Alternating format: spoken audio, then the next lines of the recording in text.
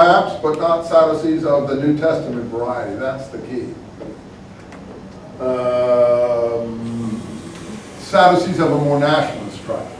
Because Josephus tells us that under Herod, the Sadducees were dominated by the Pharisees in all things. And that's, Herod killed all the previous establishment when he took over. You say, well, who is this Herod? I'm going to tell you in a minute. What? I didn't get who won with the battle with the Aristobulus won, but I'm going to go back to that. So for a time he's in control, but his brother is upset by this and goes to Herod's father, who is a kind of intermediary from across Jordan in Petra, what we now call Arabian Petra. So Herod is of an Edomite, Josephus calls him Idumean, and they say his father was also a priest a Greek priest in Ashkelon or Gaza, down near the Gaza Strip now, but then went over to Transjordan area of Petra. So the genealogical records of Herod's family are pretty straightforward. He's a Greco-Arab. He is not Jewish, and that is the whole problem of this period that nobody knows about, because everyone assumes that Herod is the Jewish king. That's a problem in adjectives. To be king of the Jews didn't mean you were Jewish. King of the Jews is a title in Roman bureaucratic operational activity. It was something that was given out to various people if they could do a good job, get the taxes, and control the area. So you didn't have to be Jewish to eat Jewish Levi's rye bread or something. Now they made believe they were Jewish to a certain extent in order to ingratiate themselves with the people. But in fact, Herod is famous for being all things to all people. When he's in Jerusalem, he's a Jew. When he's in Samaria, he's a Samaritan. He decorates Greek temples. He gives all kind. He wants to ingratiate himself to everyone. He gives lavish gifts because he knows people's weaknesses. He builds pagan temples in Samaria. He builds Greek shrines in mainland Greece and so on. He builds forts in honor of Antonia, Mark Antony, who he's always sucking up to. He builds cities like Caesarea in honor of Caesar, or his descendants build Tiberias in honor of Caesar's descendant Tiberius. So these are people who are sucking up to whoever they can suck up to in order to keep power. But they are not Jewish.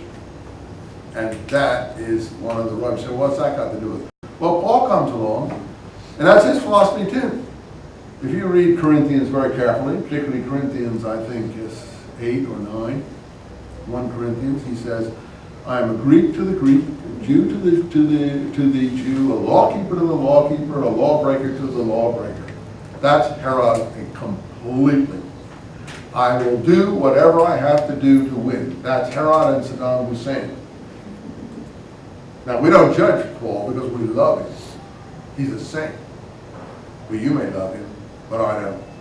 And I'll just be upfront at that. I think he's a horrendous person. And he reveals himself as a horrendous, totally unprincipled individual from the very first line he writes to the last. But he's not aware of it. He thinks he's wonderful. And yet sometimes you shock, your jaw drops open, you're aghast at some of the things he's willing to say. And what an horrendous person he actually is. He's not full of love, by the way. There's no Christian charity in his person. He hates his enemies, and he hates them with a passion. And he doesn't show any charity whatsoever.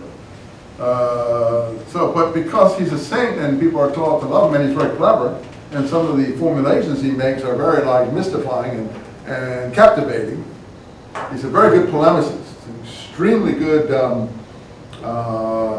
dialectician.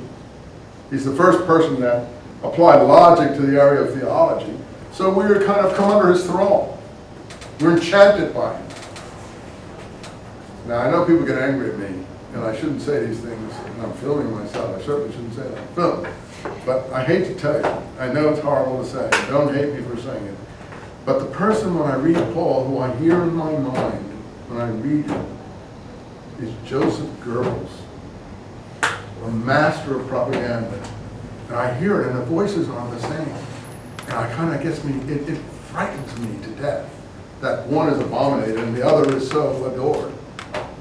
Because the voice, if you hear it, is so similar in the way it twists what it's working with and weaves spells by it. So it's kind of, it's really frightening.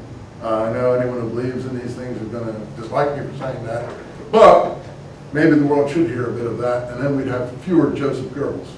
Because if you are tuned in to having someone said something negative, just the way someone said something negative about Kerry or Bush, and then you start thinking, well, is that true? That helps, because it makes you more objective. You may not agree with what was said, but it makes you think about it. So maybe we should say a few more negative things about these people, and then people wouldn't be carried away with all this fanaticism and intoxication, and we might get a more gentle, really gentle and reasonable world. So I don't think it hurts to say some negative things. I may be off base. I'm just telling you where I come from. I do not like Paul as a human being.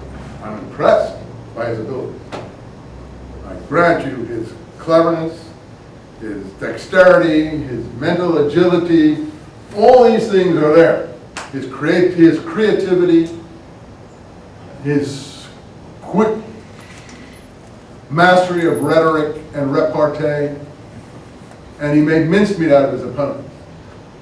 But that doesn't mean that winning is everything. Anyway, as he said, I believe in winning.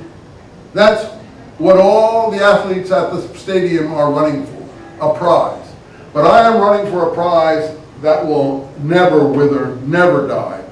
That's how I fight, using the language of stadium athletics that he is calculated to infuriate Jews, because they fought the whole Maccabean uprising against stadium athletics and going around naked and being involved in this sort of gymnasium activity that we do like today. But I'm going to go around naked, oiling the bodies, letting your sexual parts be displayed openly and so on.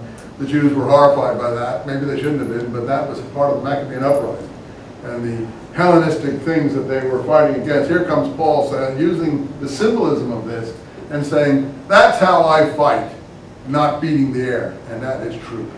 Paul fought to win. He's the first, let me finish. He's the first modern man. He believes in the ethic of win, just win.